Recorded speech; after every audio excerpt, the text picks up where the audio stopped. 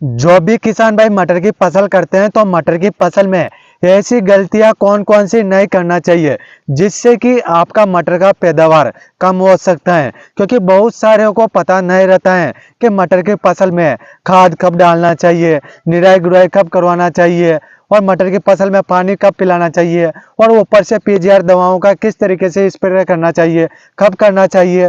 तो वह सब कुछ तरीका मैं आपको इस वीडियो में बताने वाला हूँ।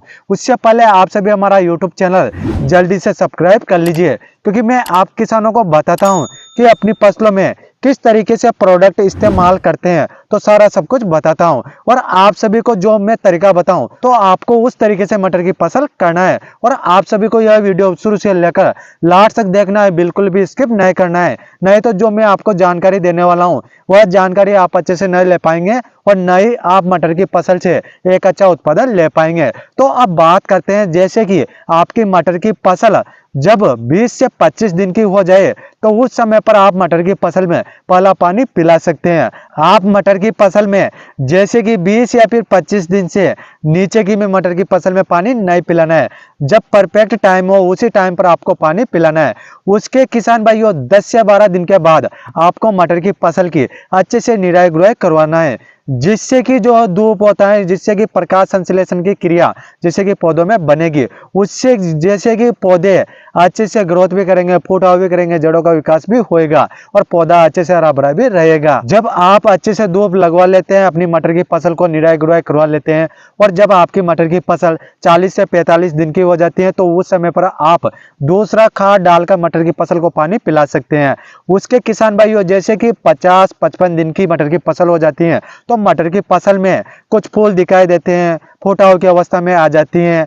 जब आपकी मटर की फसल में 5 से 10% फूल दिखाई दे तो उस समय पर आप पीजीआर दवा का स्प्रे कर सकते हैं, जिससे कि आपको बहुत अच्छा रिजल्ट मिलेगा। क्योंकि बहुत सारे किसान भाई गलती करते हैं कि मटर की फसल में बहुत सारे फूल आ जाते हैं, फिर पीजीआर दवा का स्प्रे करते हैं, जिससे कि आपकी मटर की फसल में फूल झड़ने की समस्या देखने को मिल सकती है। तो आपको यह भी गलती नहीं करना है। और आपको मटर की फसल में जब भी पानी पिलाए तो आपको मटर की फसल को ज्यादा पानी भरकर नहीं पिलाना है, नहीं तो मटर के पौधे गल सकते हैं, जड़ गलन की समस्या देखने को मिल सकती है। तो आपको मटर की फसल को हल्का पानी पिलाना है। जैसे कि जो भी किसान भाई सही समय पर मटर की फसल को पानी नहीं पिलाना, सही समय पर मटर की फसल की निराई गुड़ाई नहीं करवाना, सही समय पर मटर की फसल में पीजीआर दवा का स्प्रे नहीं करना, तो वह किसान भाई जैसे कि मटर की फसल से बहुत अच्छा उत्पादन नहीं ले सकता।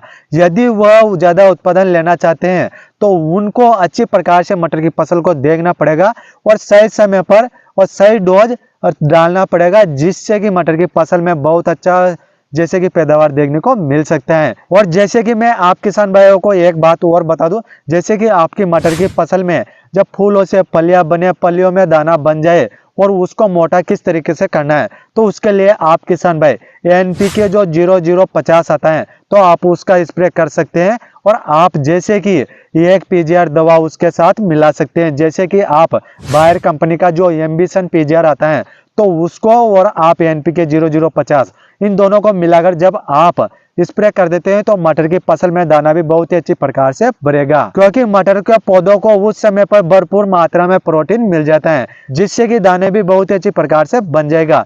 तो इस तरीके से मैंने आपको बताया कि मटर की फसल में कौन कौन सी गलतियां नहीं करना है और कौन कौन सी बातों का आपको ध्यान रखना है। तो इस तरीके से मैंने आपको बता दिए हैं। और इस वीडियो को ज्यादा से ज्यादा शेयर कर दीजिए, क्योंकि राजस्थान में जो भी मटर की फसल करते हैं तो वह भी किसान भाई भी एक बार इस वीडियो को अच्छे से देखे, उन किसान भाइयों को भी पता चले कि मटर की फसल में क्या क्या गलतियां नहीं करना चाहिए, कौन कौन से खाद डाले जाते हैं, तो वह सभी इस वीडियो को देखकर अच्छे से जान सकते हैं। और आप सभी हमारे यूट्यूब चैनल पर पहली बार आए हैं तो आप सभी हमारे यूट्यूब चैनल को जल्दी से सब्सक्राइब कर लीजिए। यदि आपका कोई भी क्वेश्चन या सवाल है तो आप कमेंट कर सकते हैं, हम आपका कमेंट का रिप्लाई जरूर करेंगे। फिर मिलते हैं अगली वीडियो में। धन्यवाद किसान भाइयों।